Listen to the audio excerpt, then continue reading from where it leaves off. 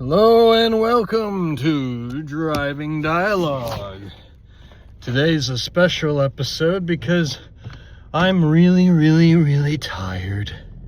Oh my gosh, I'm so tired. You know that kind of tired where tears are coming out of your eyes? Your body's literally crying because it's begging you to go to bed. And will I go to bed early? Probably not. I probably won't. I'm so tired that I had the worst facial expression today. And I know that's true because the same little boy that I complimented on one of the first episodes of this podcast, that same little boy betrayed me. All I know is I'm cleaning the lunch tables and I hear a little voice from behind me say, "The janitor's going to end himself. I can tell." And I turn around and I see him and all his little friends, and they all start laughing at me. It was literally like a scene out of a nightmare. R.L. Stein or, Stephen King couldn't write a more traumatic schoolyard experience. I mean, it's like I'm not even in school anymore. How come I'm still getting harassed by little children cutting deep with a knife at the heart of what my greatest insecurities are? Because that's the fact of the matter. I couldn't even get mad at the kid. I just stared at them. And I was just like, yeah, you're kind of right. I didn't say that, but I was thinking it. This little boy must be a psychic or something, because how else could he just look at me and know that guy has end his own life tendencies? That guy's on several different antipsychotic and depression medications. How could he know that? Unless I just have the most obvious poker face. Like, the thing of it is I was smiling, or trying to. I was trying to put on a face, but the kid looked into my eyes and he saw the pain in my eyes and he knew the truth. This guy's sad. And it's like, of course I'm sad. I have to pick up after your annoying butt. I have to clean up after you kids like a servant. And you all don't treat me exactly that nice either. At the beginning of the school year, the journalism department interviewed me, and they asked me what's something the kids could do to make my life easier, my job easier. And I said, could you stop throwing stuff on the ground? Especially when it's like there's a trash can right there, and there's trash around the trash can.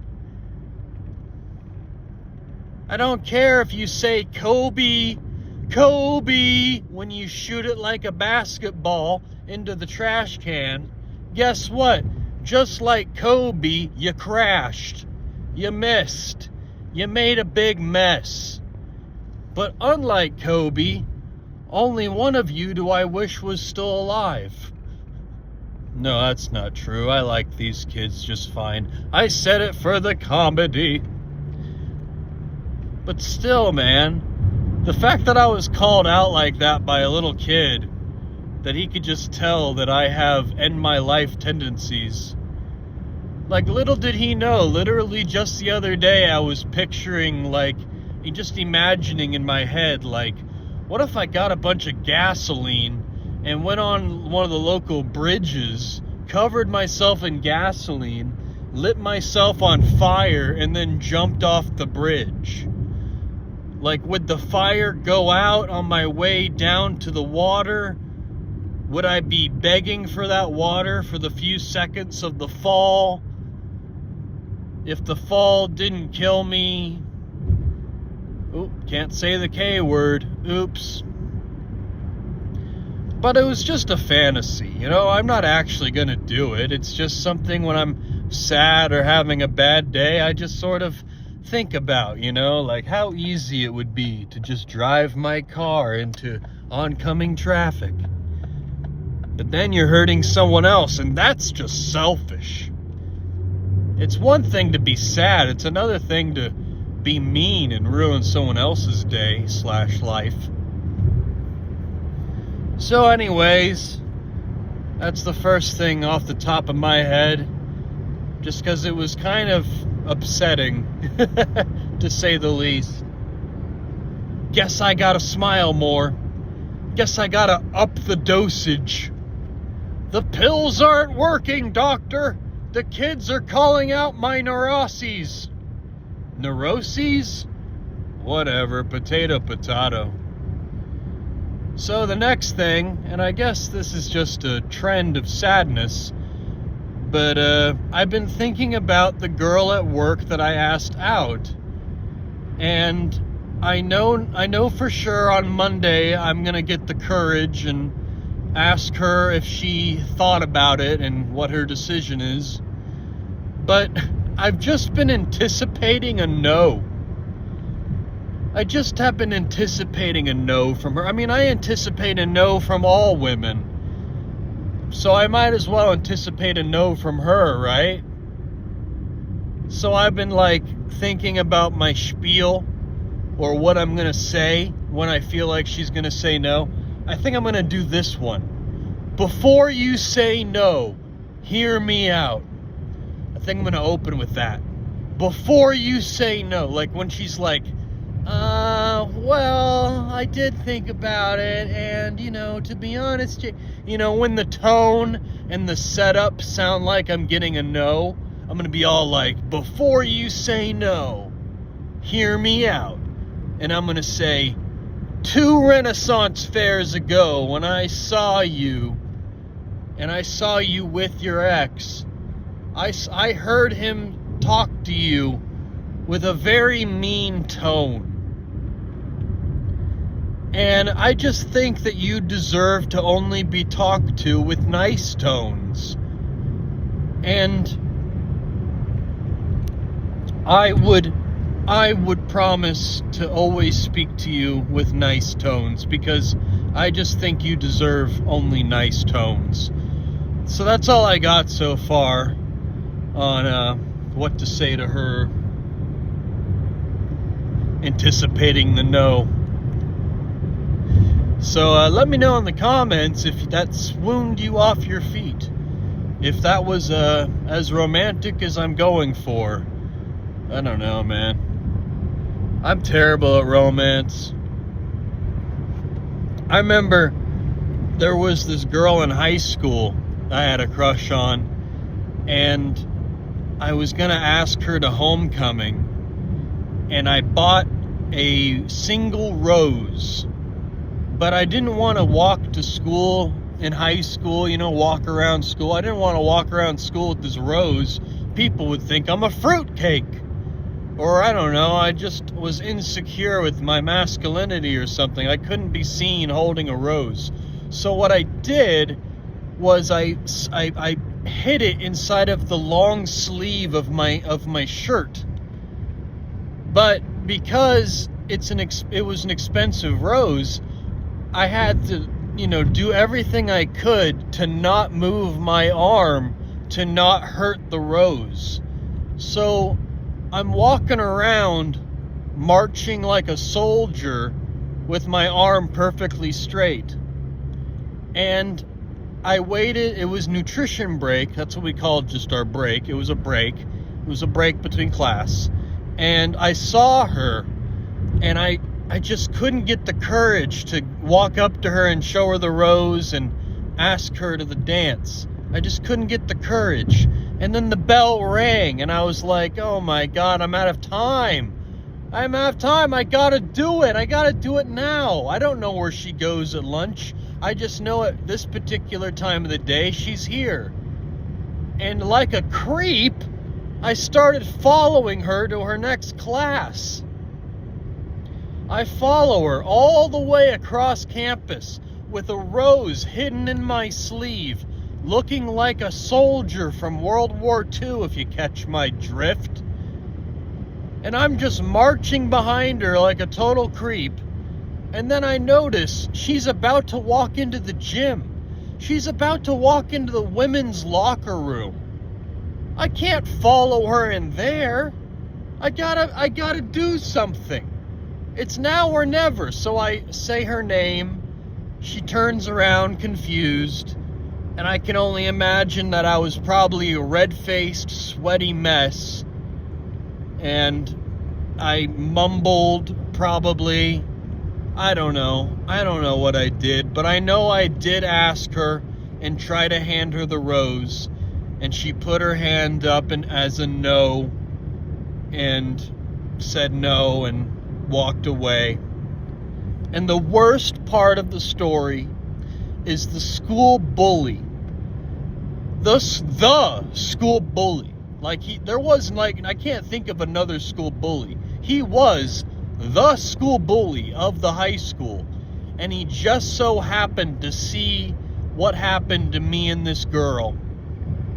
And before I even get a second to collect my own thoughts, before I even get a second to breathe or potentially wipe away a tear, the school bully shows up in my face and is like, "Whoa, dude, did you just get denied?" I think that's what he said. "Did you just get told no? Oh, man, that's so embarrassing." And then he douchebag laughed away. And to this day, I kind of hate that man. To this day, I kind of wouldn't mind slapping that dude in the face. I'm sorry, but he deserved it. That was pretty messed up.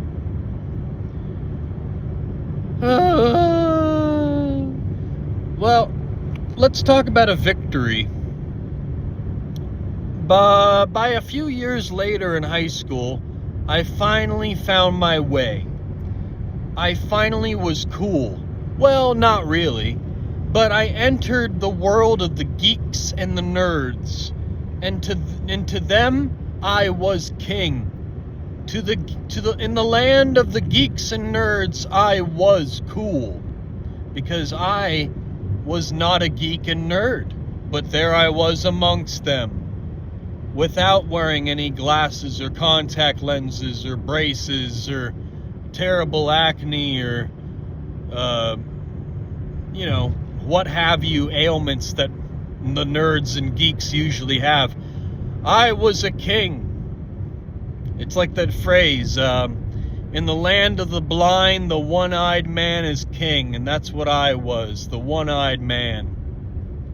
So anyways, there I was holding court, sitting in the theater of the school's drama department. And I had people around me listening to my stories. I believe one of my most popular stories at the time was the cat collage story, which I suppose I should tell at some point. But now, let's just continue. I was holding court, telling stories, people laughing, having a good old time, when this cute little blonde girl just walks right up in front of me and hands me a note. I open it right in front of her, and it says, "Will you go out on a date with me? Yes or no?" And I didn't bother writing in the piece of paper. To her face, as soon as I read it, I think I might have laughed, because it was just the best news, It was just goodness. It was exactly the kind of thing I love to see. A girl asking me out.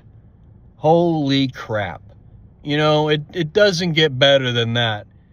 Not very often does, the the cow shoot itself and then start making burgers out of itself for you.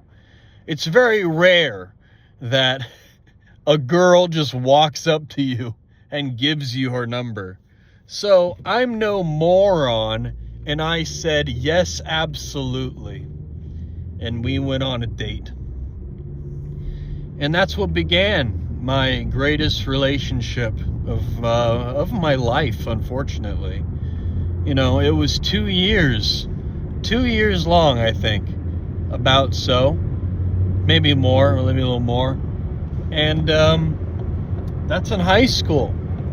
So a high school relationship, much like a celebrity relationship, you have to add on time. So 2.5 or so years of this high school relationship really means we were together for like 10 years, if you think about it. We were practically married. I mean, everyone on campus said we were married. We wore promise rings. You know, some short kids said that they were our children. It was just a weird thing. You know, it was the mid 2000s. It was a different time. Is that a cop? Yes. Good Lord. His lights are on, so I'll give him the credit for that, but the guy in front of me slowed down way too much, and I wasn't about to slam on my brakes. But anyways, that's not like a really interesting story, just talking about my most successful relationship. It's kind of sad that my best relationship was, dear Lord, almost like 20 years ago or something. Let me do the math. Yeah, it was like 18 years ago now, right? Because I was like 15. Oh, I hate math. Yeah, it's been nearly 20 years since and like, we were sexually active. It's okay to say that. I was 15, she was 16. It wasn't weird. If anything, she was taking advantage of me. But, you know, we had a healthy sexual relationship, and it's also like the fact that I haven't had a real good long-term relationship in 18 years. I also haven't had a long-term healthy sexual relationship in 18 years. I've hooked up with some girls, but like the only other relationship I could think of, I think I told the story, but she forced me into the relationship. Anyways, let's just talk about that one story, the cat collage story. This story put me on the map in high school. I just remember I told this story, I think it was this story, and someone who I didn't even know in front of me, who wasn't even like part of my group, I guess he was eavesdropping, he turned around and he said, "Are you a comedian?" And it was like the greatest feeling of my life. I was just like, I don't know, maybe, you know, I tried to be humble. But what was the story? I mean, I remember bits and pieces. All I can tell you is that in junior high, I had to walk to school sometimes, or walk home from school. Yeah, I think it was that one. I walked home from school because it took me so damn long. If I walked to school when I went to middle school, I would have been late every day. But, you know, walking home, my mom didn't care how late it got. My God, it was definitely dark at times by the time I got home, and I had to, like, cross freeway overpasses and stuff. But anyways, I just remember I had my first digital camera. This is like when they first invented the digital camera. That's how old I am. I remember when they invented the digital camera. Now they call that a phone, but back then it was an actual camera. It was a little box you held in your hand, and it had like 2 megapixels of memory or some bullcrap, and could take like, you know, only a handful of pictures. But then you could put them on your computer and print them at home.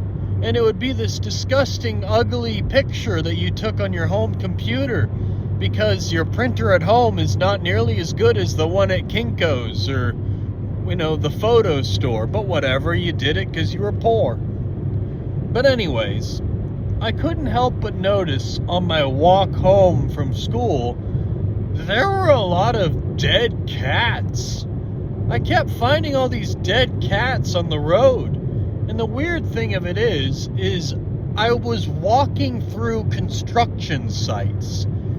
It was just miles of construction sites, homes being built. This isn't part of the story or anything, it's just something I'm remembering now. I honestly couldn't tell you.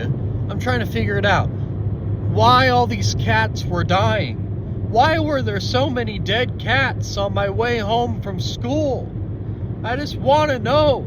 I'm trying to figure it out, but I don't have an explanation. But maybe the construction people were leaving out rat poison and local cats were eating the rat poison. I don't know, but the point is, I had my digital camera, and when I told my mom and other people at school about these dead cats, no one would believe me. And if there's one thing I hate, it's people not believing me, especially when I'm telling the truth. So I had my camera, and I began to take pictures of all the dead cats. And they were different cats, or often it was the same cat, but like different stages of decomposition. But then I had all these pictures of dead cats, and people wouldn't believe me at school, so I made a dead cat collage. I got a poster board from one of my previous presentations, because in school you always had to, at least when I went to school, they were obsessed with us getting poster boards and making presentations. So I had my dead cat collage and took it to school. Pretty sure the kids thought I got a little bit more popular in school because of it, but the teacher wasn't thrilled about it. It was kind of morbid to them. But it was probably my best work in school because I was not a good student. But I think the teacher wasn't that upset because they were impressed that I actually, had a poster board and, cut out these pictures and glued them to the poster board. That's more than I can say for most of my assignments in class. So I don't really remember getting in trouble, but I do remember it helped me get some friends. So the moral of the story is, these cats did not die in vain. They may have died, and it's sad, but because of those dead cats, I finally got some friends in middle school. Though, you gotta wonder what kind of quality of friends these are, that they're beginning my friendship with them because I brought dead cat pictures to school. But, as my best friend to this day will attest, we're all kind of weird. The people I friend are kind of weird. Like, even in high school, our group was called the Loyal Band of Losers. The Loyal Band of Losers, the LBL, as we called ourselves. The Loyal Band of Losers. Well, that Loyal Band of Losers actually broke up. Because the thing of it is, when you're a loser, as much as you can pretend to be proud of your loserness, every loser at the end of the day wants to be a winner. They'll deny it to your face. No, I'm proud of being a loser. I love it. It's great being a loser. But as soon as you get the opportunity to not be, you're gonna take it. And that's what happened to my group in high school. We broke up like a pathetic boy band. But luckily, by the time the Loyal Band of Losers was no longer as loyal, I already found new friends in the high school drama department, so it all worked out anyways. Still, it's kind of sad. It's kind of sad that even men can't help but be, gossipy and bickery and make drama, and it honestly felt so, pathetic and immature. And really, it all happened just because of someone else in the group, and it wasn't me, was a great storyteller. and always held court. A lot of the time. I mean, sometimes I got to, and sometimes other people did, but most of the time, one particular guy got to hold the court. And there were haters in the group that just were jealous that he was a storyteller. And I always say, if you are jealous of a storyteller, then be a better storyteller. If your problem is that someone else is talking all the time, then speak up. Don't wait for them to leave the room and then talk crap about them. That's not very smart or professional, or I don't know. It's just slimy behavior to do that. You're just a scummy person. Because how do I know, as soon as someone walks away and you turn to me and say, God, I can't stand that guy, how do I know that when I walk away, you're not turning to another person and saying, God, I hate that guy? I'm inclined to believe that's true. And that's the real reason the loyal band of losers broke up. It's because as soon as the few of the bad apples revealed themselves to start talking crap amongst ourselves in the group, then we weren't really as loyal of a band of losers anymore. We're really just a bunch of asshole losers at that point.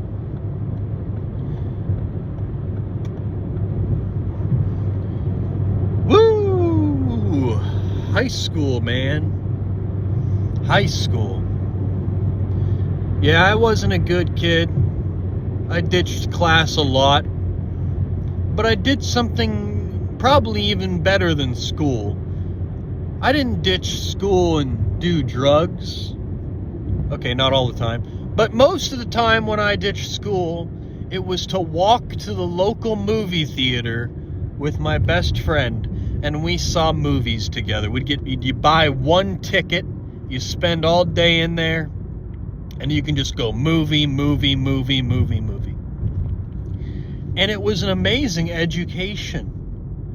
Because how often do you get to go to a movie theater and literally see everything that's playing? It's kind of cool.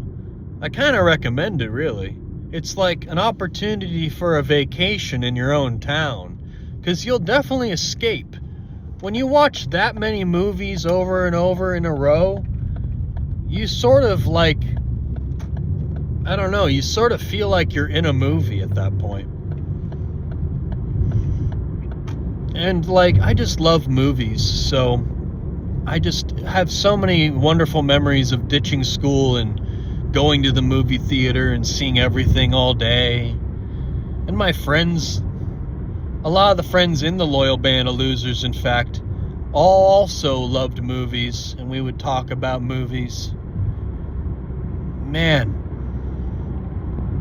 I love movies. I always wanted to like be in movies or make a movie or be involved with movies or just be in Los Angeles and part of the business. Like, that was always sort of a dream when I was a kid. But then you learn the harsh realities. Like, I went to LA in the summer and it was freaking hot.